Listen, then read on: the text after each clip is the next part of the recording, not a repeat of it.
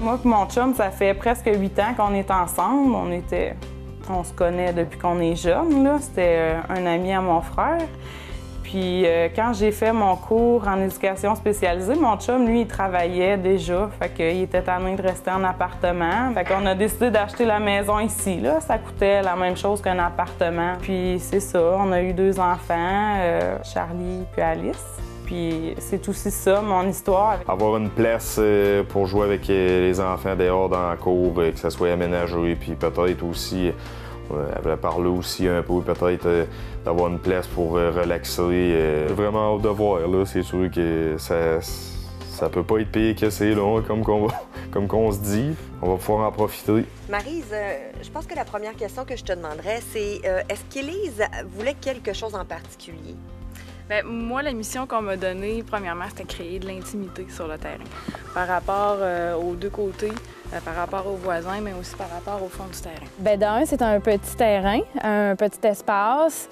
C'est quand même pas si petit, mais bon, étant donné qu'on avait beaucoup de fonctions utilitaires à mettre sur ce terrain-là, c'est-à-dire on devait mettre un aire de jeu, possiblement un potager. On souhaitait faire des écrans visuels pour créer de l'intimité. Donc les défis, c'était ça. Oui, c'est un défi, les petits espaces, mais quand on y pense, quand on planifie bien, il y a moyen de faire un bel amalgame avec ces éléments-là. Bien, on va vous laisser travailler parce que je pense qu'on a quand même des délais à respecter. Alors, bonne semaine de travail. Oui. Et puis... on va venir inspecter ça, nous autres. Inspecter et mettre la main à la pâte aussi un peu. On va vous donner un petit coup de main. Ici, ça se trouve être du bois, là. Ça va être la pelouse. Le lundi, on a vraiment tout enlevé, c'est-à-dire on est arrivé avec une petite pelle. On a vraiment enlevé tout ce qui était gazon à partir de la maison jusqu'à l'arrière du garage, jusqu'à la clôture en fait.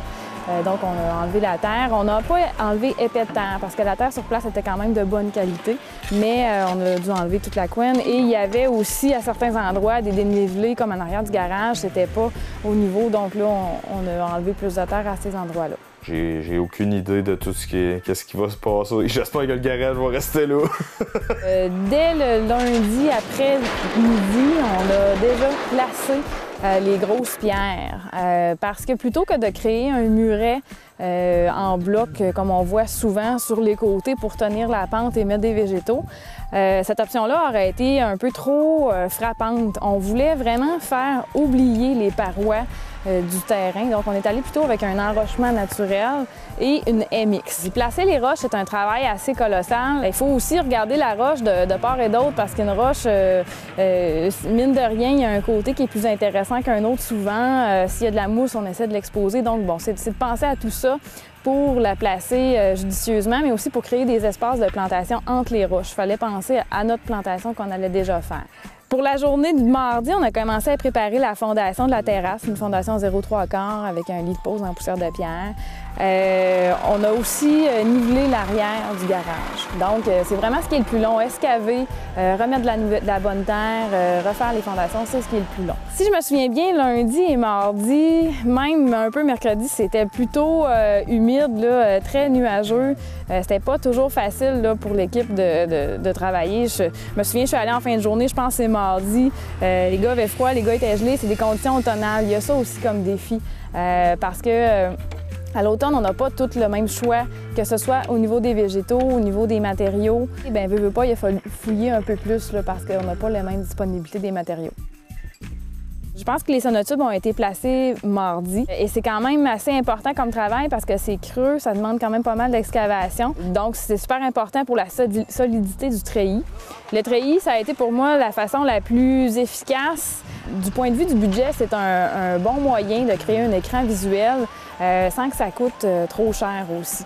Donc là, on est allé chercher un treillis avec un style un peu différent de ce qu'on voit souvent en quincaillerie, c'est-à-dire les treillis avec les croisés. Moi, j'ai plutôt voulu créer quelque chose d'horizontal. sur lequel on pourrait faire grimper des clématites. Le treillis est aussi un peu stylisé, dans le fond.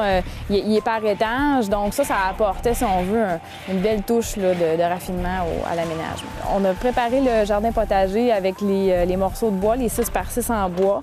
On a dû ajouter un drain qui n'était pas prévu parce que, comme il a plu, on s'est rendu compte qu'il y avait beaucoup d'eau qui se ramassait près du garage.